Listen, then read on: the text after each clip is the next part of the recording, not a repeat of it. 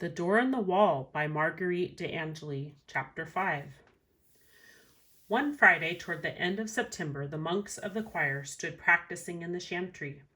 Standing by the lectern to turn the pages of the missal was Robin in scarlet cassock and white linen cotta. They were singing the Sanctus and had just come to the Amen when the verger appeared. He held up his hand for their attention. "A messenger has come for young Robin from his father," he said. "Let him come with me." Robin followed the verger down the corridor to the parlor, the thud of his crutches alternating with the sound of his soft shoes on the stone floor. Robin wondered who the messenger could be. Elfred the Dane or Rolf the Bowyer? It was neither. It was John Go-in-the-Wind, the minstrel who had carried Robin's letter to his father weeks ago.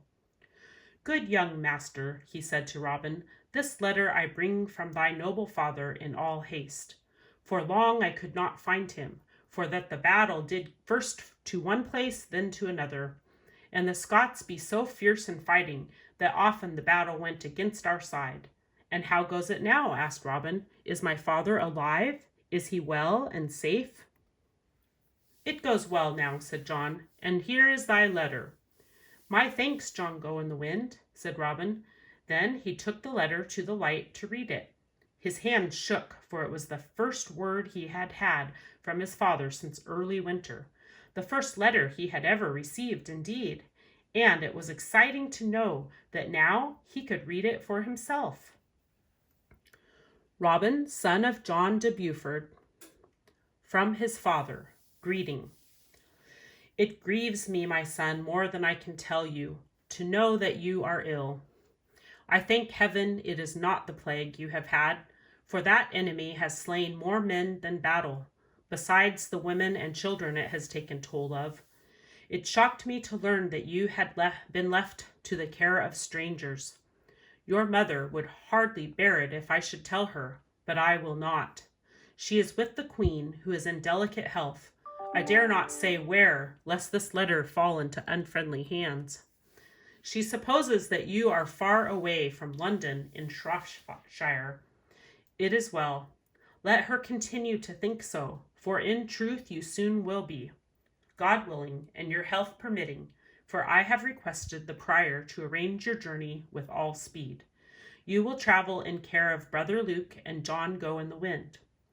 I had a message from Sir Peter only the day before your letter reached me, asking what had happened to you, for John the Fletcher never returned.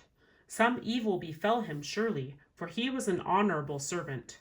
Sir Peter was wounded while bringing up forces to my aid, so sorely wounded that he has been taken to a castle nearby, where he will stay until he is able to be taken home. The Scots are being slowly pushed back, and we are gaining ground, since receiving the added help from London and the nearby towns. The king hopes for a peace by the sacrament of Christmas, but the Scots are a stubborn race. I trust that you are improving in health, my son, and in God's grace.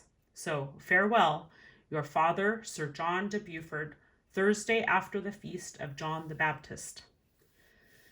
Preparations for Robin's departure began immediately. Brother Luke and Brother Matthew, between them, devised a sort of chair saddle in which Robin could ride.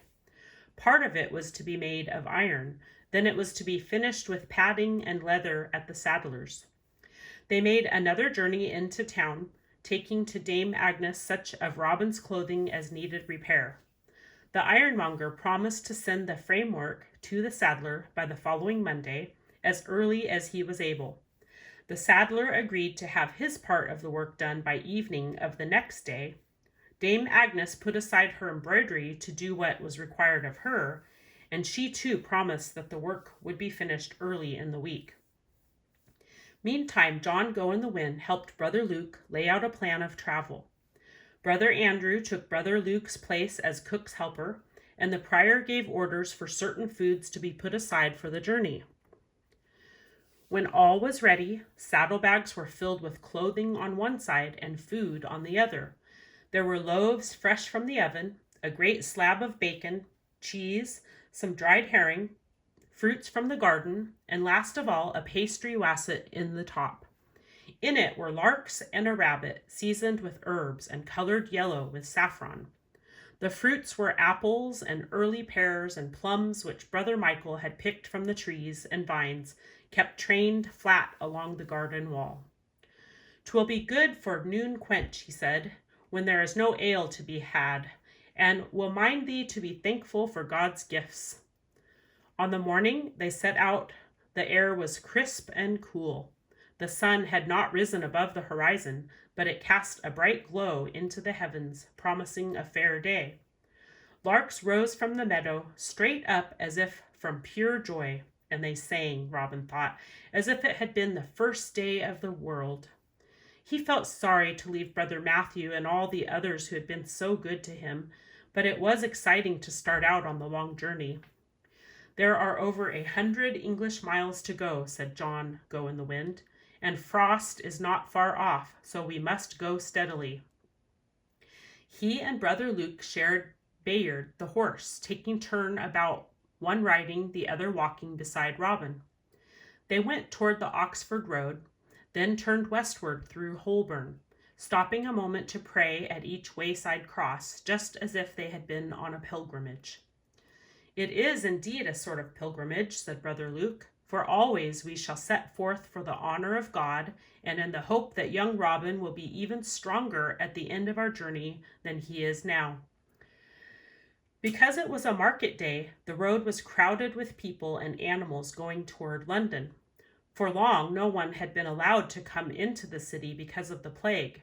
But now that the danger was over, people came from everywhere to exchange goods. Some rode in carts piled high with produce, cabbages and bags of grain, cheese, butter and bacon, chickens and ducks. Some drove flocks of goats and sheep, or led pigs or carried faggots of firewood. By noon, the promise of sunshine failed, and the travelers took refuge from a sudden shower under a spreading beech. They were joined by a minstrel who was glad to share their bread and cheese and pay for his entertainment by singing a lay which John Go-in-the-Wind picked out on the harp. "Brother Michael's pears and grapes are a welcome treat to my thirsty throat," said John. "It seems a week since we broke our fast this morning," said Robin, eating hungrily. "We've come a goodly way since early morning," said John, "but we must not linger, or we shall not reach the White Swan by nightfall. I have it from Peter the Hayward that it lies but a good day's journey out of London. It is well to be safe housed after dark, for cutpurses and roisterers do roam the country hereabout." "If my father were with us, we should have no fear of anyone," said Robin. "We shall have faith in the Father of us all," said the friar. It was Brother Luke's turn to ride, so John Go-in-the-Wind walked beside Robin. As he strode along, he began to sing, playing the tune on his harp. The tune was lively and well measured. Bayard stepped up his pace, the jennet pranced and arched her neck, and Robin wanted to get down and swing along with the others. "Lend me a hand, John Go-in-the-Wind, and set the crutches so I may walk a while," he directed, interrupting the song. Brother Luke looked back to see what was delaying them, but nodded as he saw Robin afoot, and John again plucking the strings of the little harp. They hummed as if they had been voices, so that Robin's fingers itched to touch them. He watched John's fingers as they searched out the tune, how they danced on the strings to make the differing chords. He noticed the smooth wood of the harp and how the strings were held with wooden pegs. He wished he could play on it and wondered if he could make such an instrument. Now that noon was past, there were few people on the road, but soon they fell in with a peasant with a shepherd's crook over his shoulder. They asked the way to the next village.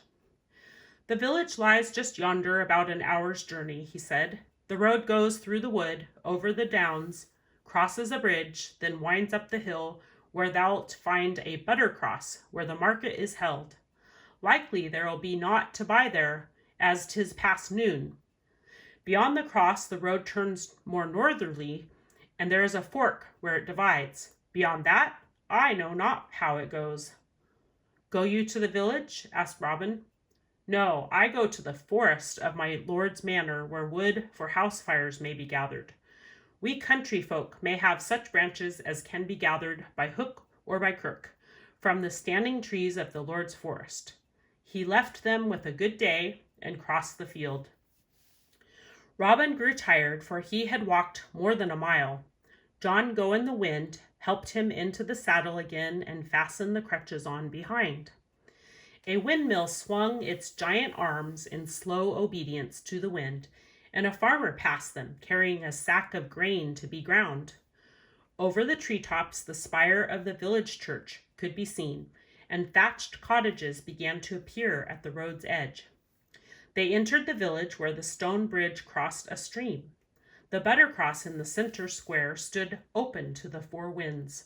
The stone paving was still wet from the washing down after market, and the last of the farmers gathered baskets and gear before going home.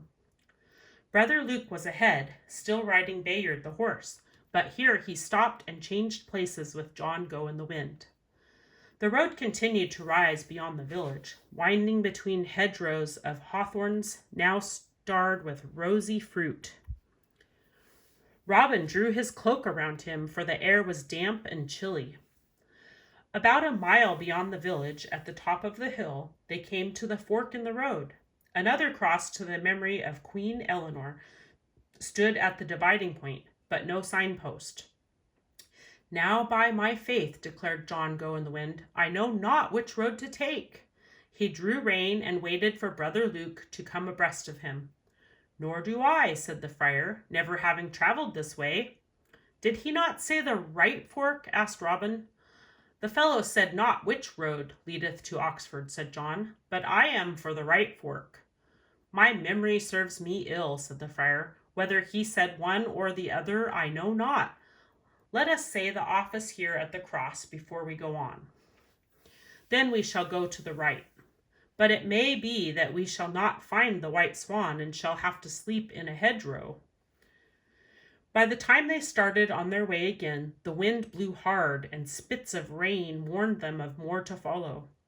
Brother Luke drew his cowl over his head and unfolded a furred robe from the pack to put around Robin. For several miles they plodded on without speaking. The rain held off, but dark clouds scudded low, and the wind was searching.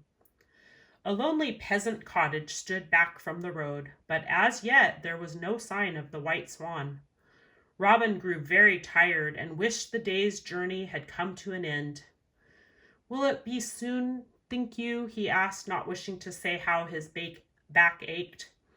Whether it be soon or late, I know not, answered the friar, but these old legs need rest. Then he shouted to John Go-in-the-Wind, who was some distance ahead. What sayest thou, John? How goeth it? Are we near to the end? John shook his head and shouted back, turning Bayard and waiting for the others to come up. We must have taken the wrong fork, he said. I see no inn, and night is nigh. Ahead lies a dark forest, and see 'tis raining now. Shall we seek shelter here by the road? It is an ill thing for young Robin to sleep out in the damp, but if such be our fortune, then we must make the best of it. Shall we sleep on the ground? Asked Robin. What a lark! I have never yet in my life slept out of doors, though it may as well have been out of doors when the east wind blew through the wind hole. We might go on to the forest and be more sheltered from wind and rain, offered John Go-in-the-Wind, but that wild beasts do roam about, and highwaymen lurk in the edge of it to leap out at passerby. I'm for staying here. I have flint and steel to make a fire. He dismounted and led Bayard to the edge of the road where he could examine the lay of the land. Said Brother Luke, "'Tis not for me to sleep in Mother Nature's arms. Many a night have I been grateful for the comfort of solid ground, and mayhap we can cover young Robin to keep him dry." He followed John to the field's edge. "Why, here 'tis, the very thing," he cried. "An ancient tree trunk, fallen from age and hollowed with dry rot. It hath stood enough years to make it both wide and deep. We shall not be ill found after all. Come, young master, let me help thee, for I know thou'rt galled by the saddle, but be it ever so soft. He helped Robin to get down from Jenny's back and adjusted the crutches under his arms.